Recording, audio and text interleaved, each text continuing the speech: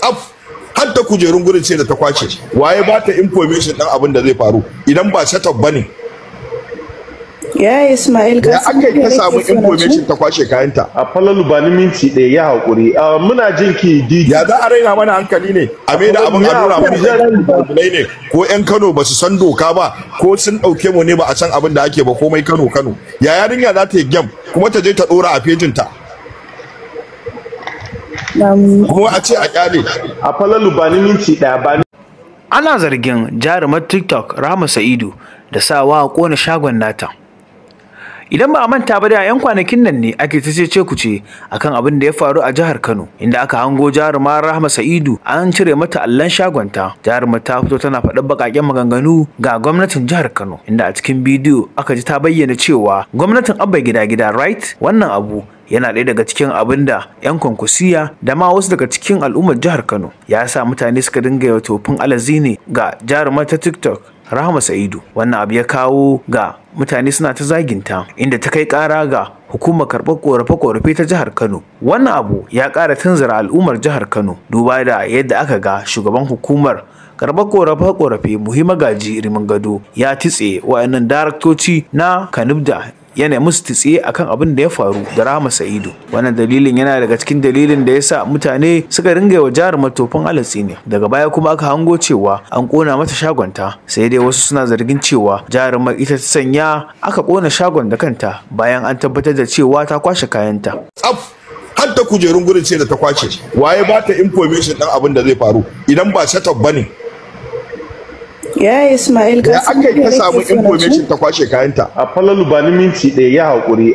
Muna jin ki didi. Ya za a raina mana hankali ne? A mai da abin a nuna mana ne ko 'yan Kano ba su san doka ba ko sun ɗauke mu ne ba a san abin da ake ba komai Kano. Ya yarinya za ta yi gyam kuma ta je ta ɗora a fejinta. Kuma a ce a kyale.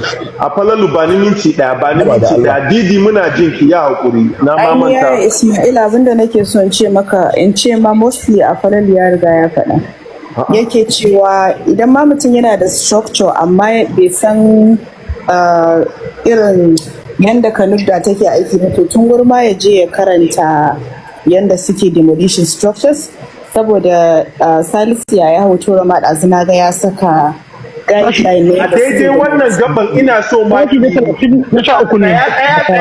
daidai wannan gaban ma ina so ki ƙara yi wa masu jin mu a gida explanation, don yarinyar ta yi insistent cewa ba a bata notice ba. An ce inda ta ajiye wannan signboard din ba ita kadai ba ce, an tare hanyar al'umma da ake bi. Wannan you don't need no notice.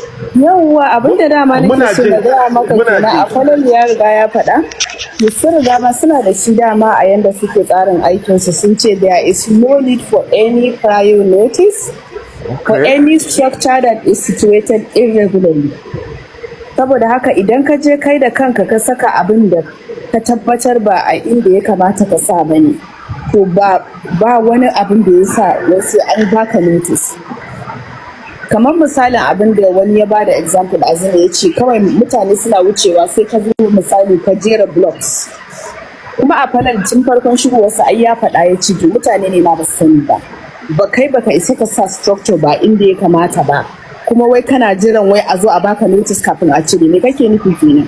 Kamar mutum ne yana da hanyar wucewa ta kofar gidansa sai ka zo ka saka wani building, sai kuma ka ce in zai fito da mota sai ya zo ya ce a kira ka zo ka ɗauke. Ai kawai zai cire ne abin da yake gabansa. To kuma again magana ba da ake yi, in banda yanzu da social media irin ta kawo mutane ma yawancin yaran nan na social media ba su san bambancin babba ba balatana karami. Akwai abin da social media ne ma yasa mutane suka zama comfortable da addressing manya ko ta yaya. Gwamna fa shine number one a gari, ko ba wannan ba magana ake ta wai kana yin APC kana PDP kana me I don't live in Nigeria, ni a Kano ce amma bana zama a Nigeria, amma kuma me garinmu ne kuma kasanmu ce, tunda babu inda za mu je mu ce yanzu duk wanda ya gani a ƙasa da nake zai ce min where are you from, dole ya tambaye ni daga ina nake, tunda ya gani ba fara bace. Ma'ana kowa yana da tushen inda yake ko? So ba mu da inda yafi garinmu, ba inda yafi garinmu kuma yafi ƙasarmu. To dole ne kuma mu supporting abu doka. in da ma social media da ya ka lokaci har yarinya ta isa haka aka raina gwamna ne ma mana wata ce rashin tarbiyya ne kawai rashin tarbiyya wannan ko wallahi san Allah ba rashin tarbiyya bane wani abin yake ka kin ga wayannan yan jaridan nan guda biyu kin ga wannan Nasiru Zangon nan kin ga wannan Zaradinin nan tune contribution a cikin al'ummar yaren Hausa a duk inda su. Wallahi gaskiya wani abu da ba ta isa ba ma. Menene da a ware kayan fa. Ta karasa. Ismail wannan bari sai mun dinga tura musu sako wayannan yan jaridan. Ya hakuri ya ya za su zo su dinga ware lokaci ba su da aikin yi ne ko ba su san yadda za su samu rahoto. Ai babban yaya kai dace ba a zo a ware lokaci. A zo wai har a kira wa a interview. Muka yi ba mu sai da muka yi maganar ta a nan gidan. Ba ta didi karasa sorry for the corrupt. Na gane kun gane wai sai a zo a ce ta dau waya wai ta ce wai an ce sun ce wai gwamnati ta turo su.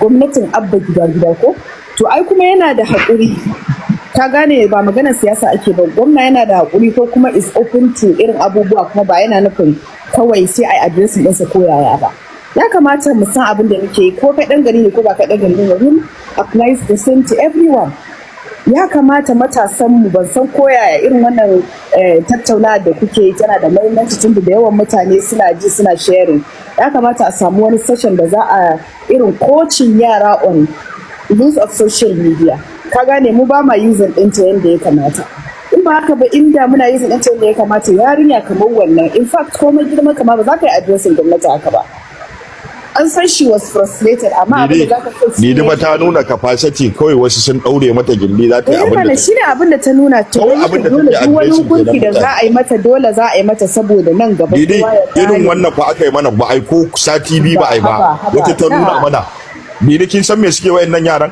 kai in ba fito mun yaki wayannan matan ba mace ita za ta zaɓi kotu mace ita za ta zo ta zaɓi police station mace zai ta har prison din da za a ɗaura mutum har shekarun da za ka yi mace ce za ta zaɓa saboda ƙarfin influence har su dinga nuna capacity kuma a ce za mu ba za mu fito mu yaki ita ma a fulala ai abin da ta nuna kaga nuna take aika tana da capacity irin wa an ce a gwamnatin abba gida mire she was going to do something ka gane abin wannan is unbecoming ko ba za a taɓa yarda a mai mana da gari haka ba wannan gaskiya ne ko a gidan giya kuma wai za mu dinga kyale irin wa'annan haba ai za mu ajiye rigimar cikin gida mu wai abin da ya faɗa ya ce a cire siyasa a dubi abin a matsayin an yi ko ba a yi daidai ba kuma ba ita kadai aka cirewa ba Didi ita kadai aka cire wa sayan bol din in siyasa ne an gaya mana adawa wanda guda biyu da uku ya dace mata je ta tambayar ta ko ba ka ba amma gaskiya ko idan adawa ce a gwamnatin nan ma ba za ko ba mu zo na ɗaya ba sai an kira mu a lamba na adawa da wannan gwamnatin ta Kano amma in ka roƙi da adawa faɗi me reality ya mun ba ma kana ce a gaban mu ma ba za mu faɗa ba sai mu mai da abin siyasa mu ta munna ai Allah shi ƙara amma me mu muna Kano garin mu ne kuma ba za a dinga ɓata Kano ana nuna mana jahilai da iyayen mu da ƙannan mu da yayyan mu a dinga ganin kama ba mu san doka ba uwa ba mu sani ba tunda abin da ake nuna kenan an zo ana yada propaganda ana ƙarya wai an kunna mata wuta a uwarwa aka sa mata wuta ta shirya jam'inta don ta nemi kuɗi da ma yi su a business woman ba wanda zai yi da wannan lokacin waya je banka shagon ta wuta ai za a yi bincike wai kama da wani lokaci abu nawa ma aka yi a jihar Kano idan akwai abin da yan Kano za su nuna ba su yadda ba akwai abin da aka yi yanka mafarautar su isa ba su action ba suka hakura ba aka zauna aka kwantar da suka hakura suka bawa Allah kuma suka bawa gwamnati ta yi doka sai ita in kin san da abin da na samu kwashin makakai yan unguwar kin ga wannan na kusa da ke amdin nan a gaban sa aka loda kayan ta tsaf yana gura amma suna cewa wai da kayanta aka kona ba abin da aka yi makaryaciya dama ta san abin da zai zo ka dama an gaya mata to gashi nan ana ta cewa ta kwashe kayanta dan me za a kona mata kaya wa ma yake da wannan business din wannan ta kaba ne fa biki kuskure na wajen walda ba ka saka ba daidai ba sun ce ba za su baka notice ba dan kai ma da ka saba su je su ƙara duba dokar 2020